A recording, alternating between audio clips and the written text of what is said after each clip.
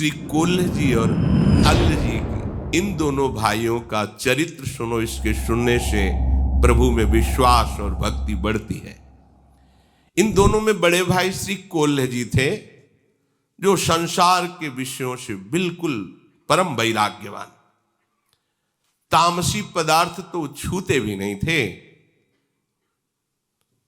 खाने पीने की तो बात जाने दो, हर समय भगवत नाम, भगवत रूप, गुण, बस इन्हीं का गान करते, इन्हीं के ध्यान में रहते थे।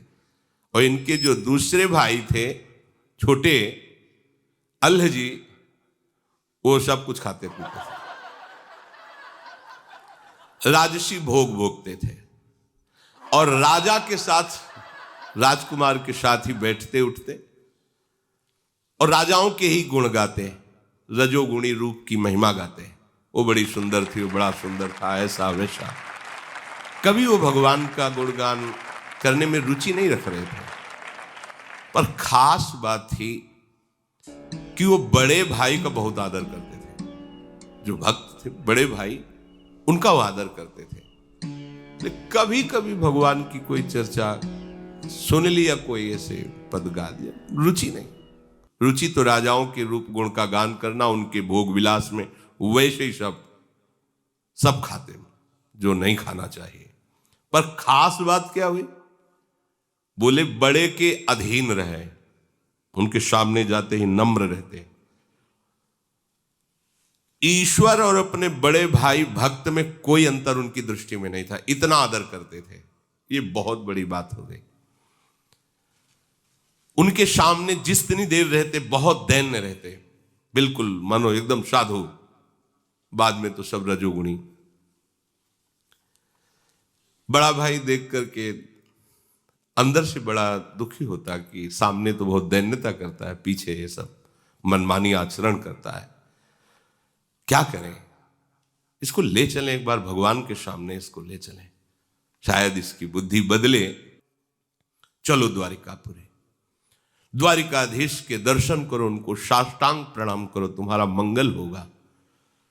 क्योंकि श्री कृष्ण को एक बार साष्टांग प्रणाम करने वाले का जो सौभाग्य उदय होता है, वो बड़े बड़े यज्ञों के करने वाले का भी नहीं होता। चलो प्रभु श्री कृष्ण द्वारिकाधीश के चरणों में साष्टांग प्रणाम करो चल करके। अल्ल जी तो कोल्ह जी को ईश्वर की तरह मानते थे, जो आज्ञा उनके साथ चल दीजिए। द्वारिकापुरी पहुंचे, प्रभु के सामने, द्वारिकाधीश के सामने एक विलक्षण घटना घटी, जिसे कान लगाकर सुनिए। क्यों कह रहे कान लगाकर? क्योंकि इससे तुम्हारा विश्वास बढ़ जाएगा, इससे तुम्हारी भक्ति बढ़ेगी, तुम्हें समझ में आएगा कि हमारे प्रभु की भक्ति कितनी सामर्थ्यशाली है। कोल्ह जी ने सुंदर पद प्रभु को सुनाया। अल्ल जी हाथ जोड़े चुपचाप खड़े हुए हैं। भगवान को जो बहुत प्रिय बात है वो ये है कि भक्त चरण धरि भाव तरत भव सिंधु अगाध। अगर भक्तों के चरणों में भाव आ जाए तो तरने में देर नहीं लगती है। और भक्त के चरणों में भाव रखने वाला दैन्य होता है। ये दो विशेष लक्षण अल्ह जी में है, जो यद्यप कुमार्गामी आचरण कर रहे हैं, पर ये दो बात है। भक्त भाई को भगवान के समान मानते हैं और अपने को बहुत नीच मानते हैं। मैं बहुत नीच हूं, इसलिए दैन्य है। श्री कोल्ह जी ने पद सुनाया। द्वारिका के नाथ, सब नाथन के नाथ प्रभु, देवन के दिव्य देव संकट सहाय हैं। ब्रह्मा शिव देव दैत्य दानो अरु मानवादि, सब ही के रचैया और सब में समाये हैं। कारज के कारण ओ तत्वन के तत्व आप, माया के अधीश ईश अलख लखाए हैं। महिमा महान गावें वेद और पुराण कुल पार नहीं पावे हारी, शीश को नवावे हैं। द्वारिकाधीश को पद सुनाने के बाद कहा, भाई तो भी तो बहुत बढ़िया गायक है, राजाओं की सभा में गाता है, देख सुना द्वारिकाधीश को। वो सुख चाहते हम कैसे सुनाए, हमारे अंदर तो भक्ति ही नहीं है, जिससे प्रभु प्रसन्न होते हैं वो बात ही हमने नहीं, हम जब कह रहे हैं तो सुनाओ ना।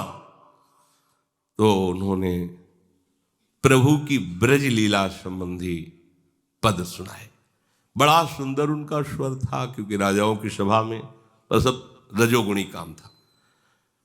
द्वारिकाधीश के सामने बड़े भ्राता भक्त की आज्ञा हुई तो गाय, गलीन में गोकुल की गासी गासी गोपीन को, गोरस ओ गोरस को दान ले सिहायो है। सगरियल बेलीन को नवल नबेलीन को, गाय के गवायो अरु नाच के नचायो है।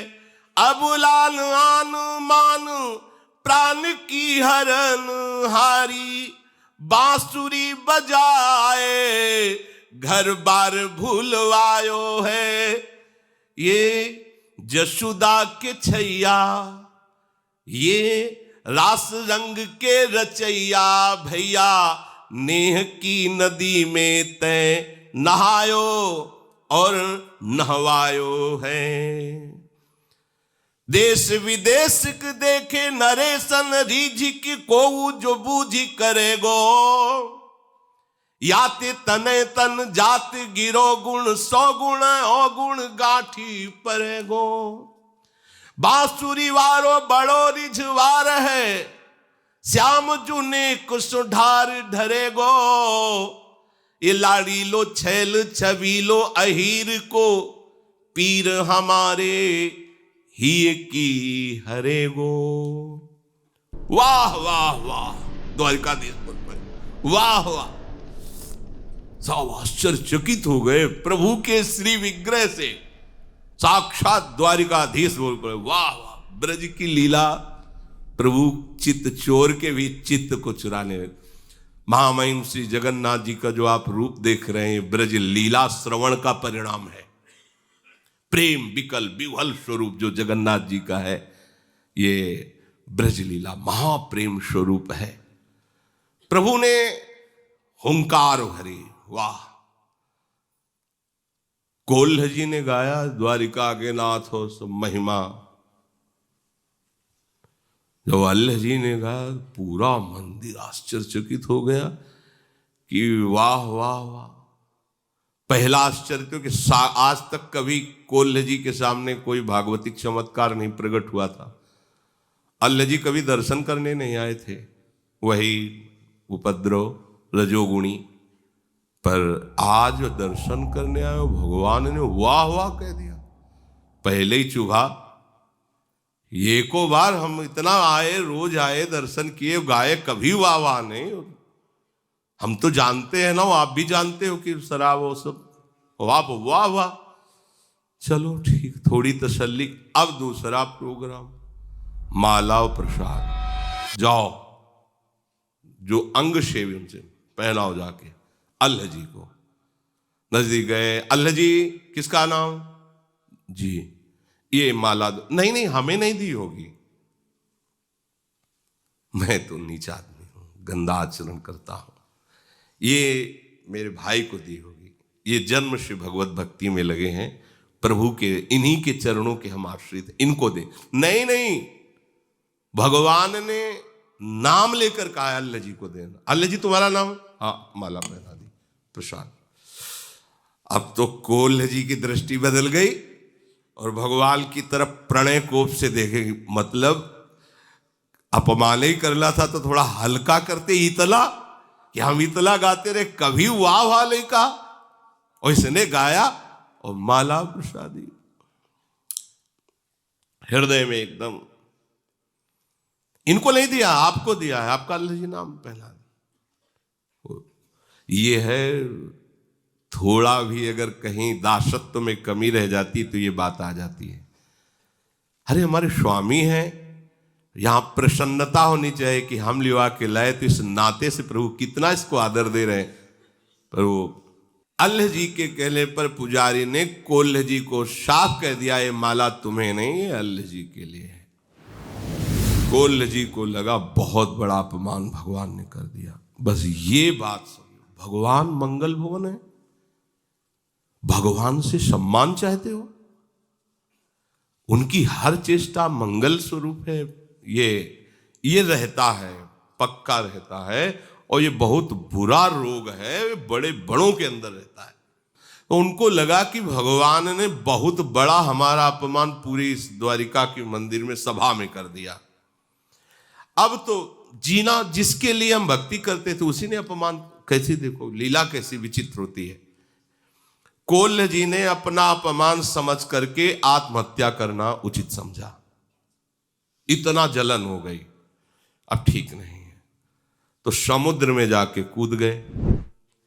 अब समुद्र में डूबते चले गए। जब नीचे गए तो दिव्य भूमि, जल का प्रभाव खत्म, सुंदर ऑक्सीजन, सुंदर वायु, ऐसे द्वारिकापुरी में पहुंच गए। ऐसे भक्त डूबना भी चाहे तो भगवान डूबने देंगे क्या? द्वारिकापुरी पहुंच, दिव्य द्वारिका का दर्शन, परमानंद की अनुभूति हुई। पर अंदर ही अंदर जल रहे हैं कि है तो वही द्वारिकाधीश जो माला उसको दी थी, हमें नहीं दी। अंदर जलन है, भूल नहीं पा रहे थे। जैसे तलवार का घाव हो तो कर सकता रहता, तो प्रभु के प्रति थोड़ा गुस्सा कि छोटी ही माला हमें भिजवा देते ये माला वाली बड़ी चक्कर है। अब वो घाव की तरह उनको अंदर आनंद तो आ रहा दिव्य द्वारिकापुरी के दर्शन में। आगे भगवान के पार्षदों ने, आइए प्रभु आपको बुला, और आनंद हो। भगवान के पार्षदों ने अगवानी की और आनंद मिला, बड़ा सुख मिल रहा है, बड़ी शांति, बड़ी दिव्यता का अनुभव हो रहा है। भूल गए जो अपने भाई के सम्मान की ईर्ष्या जगी थी, शांत सी होगी। अखिल लोक चूड़ामणि भगवान द्वारिकाधीश के साक्षात दर्शन कर रहे हैं, परमानंद की बाढ़ आ गई। कोल्हे जी से कहा हो, पार्षदों से कहा, सबसे पहले हमारा इन्हें उच्छिष्ट पवाओ, बैठो। बैठा ले गए, 2 पत्तल लगाओ। तो उन्होंने सोचा कोई और भागवत आया होगा पास, 2 पत्तल। तब तक तो उनको कुछ नहीं, फिर पूछा कि जब उनका परोस गया प्रसाद तो दूसरा पत्तल भी परोस गया। तो प्रभु इसमें कौन? बोले अल्लाह जी के लिए। मैं फिर और जला, मतलब यहां भी अभी हमने पाया ले उसके लिए पत्तल लगवा दिया, वो फिर अंदर जो है पूरी जलन।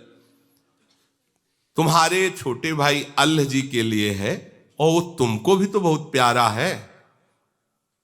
अब अंदर ऐसे मसोस के रह गए कि मतलब बात क्या है, इतना प्रभु इतना उसको प्यार करते हैं। यहां भी आज एकदम चेहरा बदल गया प्रभु की तरफ, फिर वही प्रणय कोप से देख, प्रभु नाराज मत हो, तुम जानते नहीं हो, तुम अभी के भगत हो, वो हमें कितना प्यार करने वाला भक्त है, तुम अभी सुनो, हम तुम्हें बता रहे हैं वो कौन है जो तुम्हारा भाई बना है आके।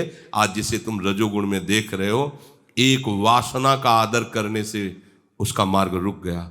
वो जितना तुम भजन अभी तक किए हो ना, बहुत छोटा है उसके भजन के आगे, जितना उसने भजन किया है। कोल्ह जी से कहा कि तुम अपने भाई की बात जान जाओगे तो कभी ऐसे ईर्ष्या उससे नहीं करोगे, तुम उसकी बराबरी कर ही नहीं सकते। जानते हो बड़ा प्रिय मेरा भक्त है वो पूर्व जन्म में राजपुत्र था और उसने बचपन से राजपुत्र राजकुमार होते हुए सब भोगों का त्याग करके बैरागी हो गया। राजपद का अधिकारी था, राजपद राजभोगों का त्याग करके वो एकांत वन में निरंतर कष्ट सहते हुए मेरा भजन करने लगा। मन बुद्धि लगाकर सतत मेरा भजन कर रहा था। ध्यान पूर्वक सुनना। बहुत समय व्यतीत होने के बाद उस जंगल में एक राजा अपने पूरे परिकर के साथ मनोरंजन के लिए आया। तो राज वैभव, यद्यपि राजकुमार ही थे, बचपन से वैरागी हो गए, एकांत सेवन करते थे। अब राज वैभव के इन्होंने देखा, बहुत सी सुंदर सुंदर युवतियां, ऐसा सब भोग विलासिता सब। इनके मन में विषय सुख का आदर हुआ कि अगर बाबा जी न बनते तो ऐसा ही हमको भी सुख मिलता। आदर हो गया।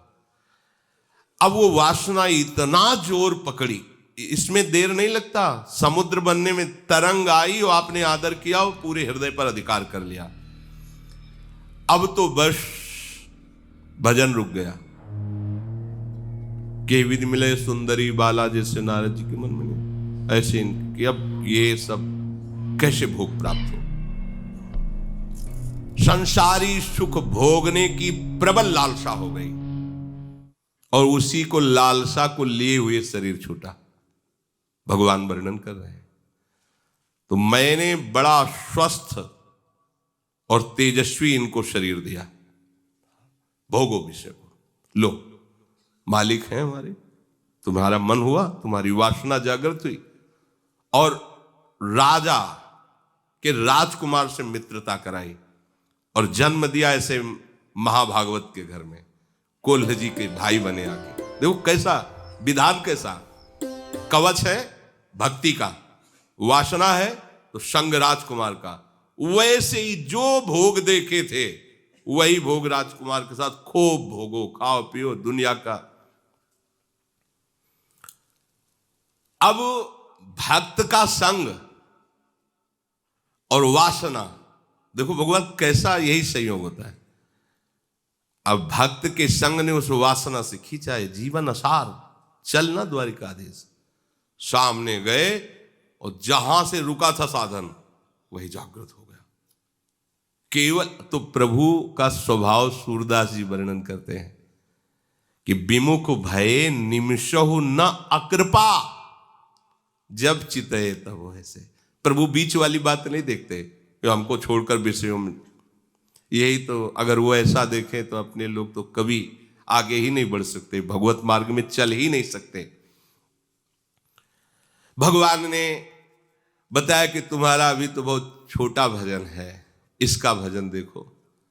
पर एक वासना का आदर करने के कारण उसकी ये गति हुई कि उसको ऐसा संयोग मिला। श्री भगवान ने कहा वो पूर्णता में ही था, पर ये वासना केवल आ गई, इसलिए वासना का दृश्य दिखा दिया इस जन्म में।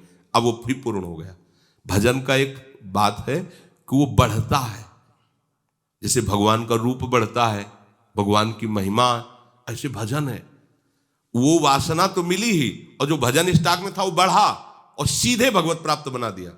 अभी अभी पद गाया, सीधे भागवतिक संपर्क और तन्मयता, एक भी विषय चिंतन नहीं है उनके हृदय में। जो भोगा उसकी कोई भी पुनरावृत्ति संस्कार नहीं, ये खास बात होती है। और भगवान ने कहा देखो तुम इस जन्म में भक्ति कर रहे हो, पर कैसी तुम्हारी भक्ति रंग लाई है कि तुम्हारे ही आश्रित, तुम्हारे ही भाई का आदर होने पर तुम्हारे अंदर कितनी जलन है। तुम प्राण त्यागने के लिए और वो तुम्हें अब भी कितना प्यार कर रहा है। जिस दिन तुम समुद्र में कूदे उसी समय समुद्र में कूदना चाहते थे, लोगों ने पकड़ लिया, आज भी उन्होंने अन्न जल नहीं पाया, प्राण त्यागने के लिए तैयार है आपके लिए। और आप कितनी ईर्ष्या से युक्त है। आप सोचिए आप किस कोट के भक्त हैं। ये प्रसाद लो और जाओ प्रसाद। तुम्हारे वियोग में तुम्हारे छोटे भाई ने अन्न जल त्याग दिया है, तुम्हारे वियोग में वो प्राण त्याग देगा अगर तुम नहीं पहुंचे। शीघ्र जाओ, भगवान जी ने वो प्रसाद दिए, जाओ उनको देना। और प्रभु की वो शंख चक्र के छाप लेकर के आए। अब वो जो अपमानजनित दुख था क्षण में नष्ट हो गया, क्योंकि अज्ञान के कारण था। अपने भाई पर अपार प्रेम हुआ। अल्ल जी ने जब सुना कि कोल्ह जी को द्वारिकाधीश के दर्शन हुए तो भूमि पर लेट कर उनको प्रणाम करके उनका स्वागत किया। दोनों भाई आंखों में आंसू भरकर मिले, भगवत प्रसाद पाया और वहीं से आजीवन के लिए दोनों वनवासी होकर भगवत प्राप्त हुए। देखो वासना का आदर करने से इतना विघ्न पड़ा पर नाश नहीं हुआ, पतन नहीं हुआ, फिर वही बैरागी बने और भजन की पूर्ति हो। तो आप ही जो भजन कर रहे हैं ना, एक एक मिनट प्रभु देख रहे हैं।